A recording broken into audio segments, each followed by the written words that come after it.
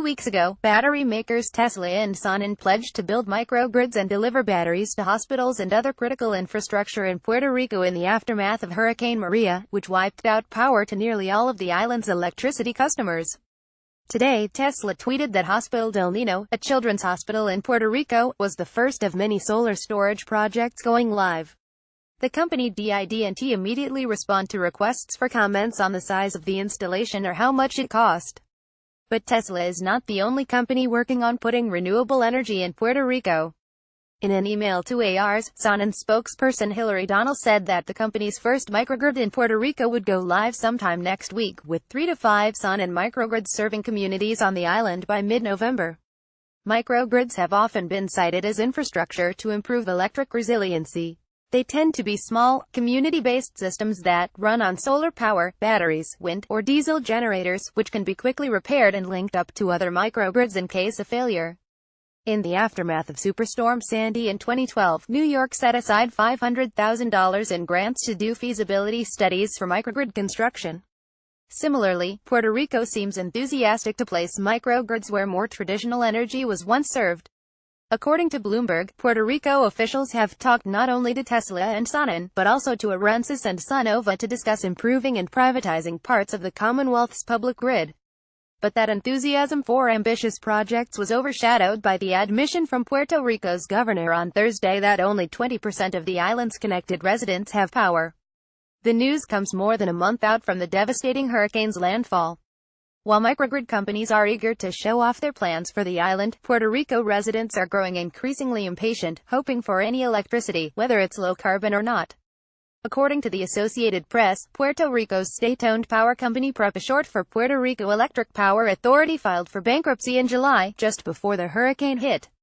Even before the disaster, Puerto Ricans paid some of the highest prices for electricity in the U.S. and still dealt with an unreliable, fossil fuel-heavy grid.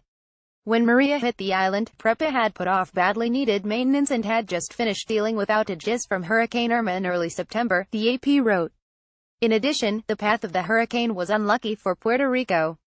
As the AP explained, most of Puerto Rico's generating capacity is along the southern coast and most consumption is in the north around San Juan, with steel and aluminum transmission towers up to 90 feet 27 meters tall running through the mountains in the middle.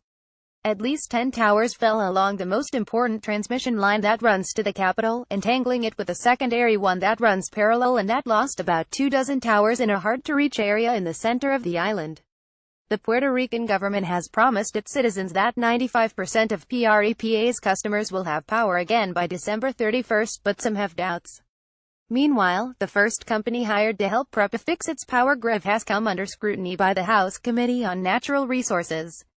The 2% Montana-based firm, Whitefish Energy, was founded just 2 years ago and is based in Whitefish, Montana, the same town Interior Secretary Ryan Zinke is from, according to reporting from the New York Times. The company won a $300 million contract to help PREPA repair 100 miles of high-voltage transmission lines. A report from BuzzFeed quoted the company as saying it provided expertise in mountainside transmission repair that other companies from the southeast region of the U.S. couldn't provide. Whitefish CEO Andy Techmansky counters that he was at the right place at the right time, and PREPA denies any suggestions of cronyism through the U.S. government.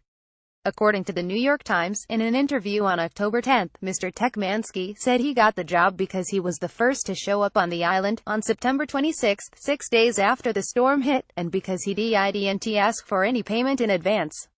PREPA CEO, Ricardo Ramos, insisted that the utility evaluated 5 or 6 other offers before settling on Whitefish's.